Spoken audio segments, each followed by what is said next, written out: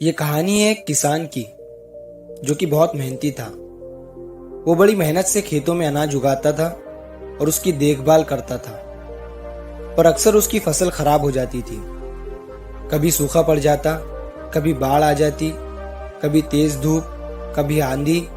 कोई ना कोई कारण से उसकी फसल खराब हो ही जाती।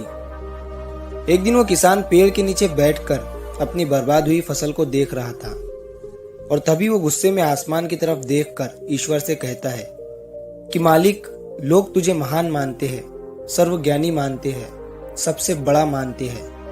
कहते हैं कि आप सब जानते हैं, लेकिन मुझे ऐसा लगता है कि आपको कुछ भी नहीं पता है। मुझे ये लगता है कि आपको तो ये भी नहीं पता है कि फसल कैसे उगती है।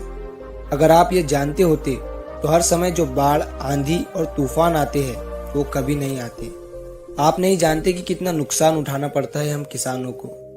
अगर मेरे हाथ में ये शक्ति होती कि जैसा मैं चाहूँ वैसा मौसम हो जाए, तो फिर आप देखना मैं फसल को कितने अच्छे तरीके से उगाता हूँ। तभी उतने में ऊपर से आवाज आई, मैं तुझे ये शक्ति देता हूँ। आज से तू जैसा चाहे वैसा मौसम करके अपनी फसलों की रक्षा कर सकता है।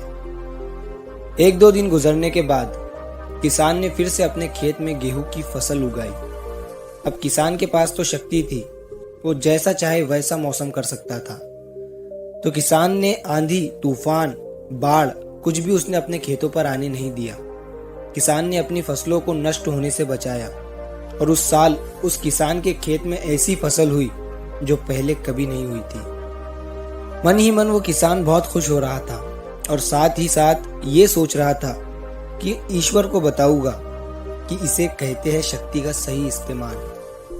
कुछ दिन और गुजरने के बाद फसल कटने के लिए तैयार हो गई। किसान बड़े उत्सुकता के साथ फसल को काटने लगा, पर जैसे ही उसकी नजर गेहूं की बालियों पर पड़ी तो वो हैरान हो गया, क्योंकि उन बालियों में गेहूं के दाने ही नहीं थे। गेहूं के एक भी बाली के अंदर गेहूं का दाना नहीं था। सारी बालियां अंदर से खाली थी। अब वो किसान बड़ा परेशान हो गया और फिर से ईश्वर को पुकारने लगा। वो जोर जोर से चिल्लाते हुए ये कह रहा था कि शायद तूने मुझे कोई सजा दी है। तभी ऊपर से आवाज आई कि मैंने तुम्हें कोई सजा नहीं दी है, बल्कि इसके जिम्मेदार तो तुम खुद हो। तुमने अपने पौधों को संघर्ष करने का मौका ही नहीं दिया। ना तो तुमने उन्हें आंधियों से जूझने दिया और ना ही तेज बारिश से सहने दिया और ना ही धूप में तपने दिया। एक भी चुनौती का सामना तुमने उन्हें नहीं करने दिया।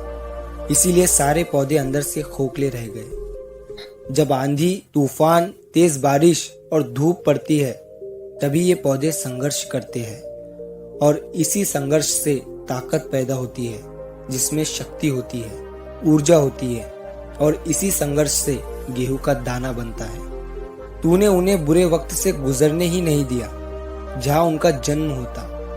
सारी बालियां इसीलिए खोखली रह गई क्योंकि तुमने अपने पौधों को संघर्ष कराया ही नहीं। सेम यही चीज दोस्तों हमारे साथ भी होती है।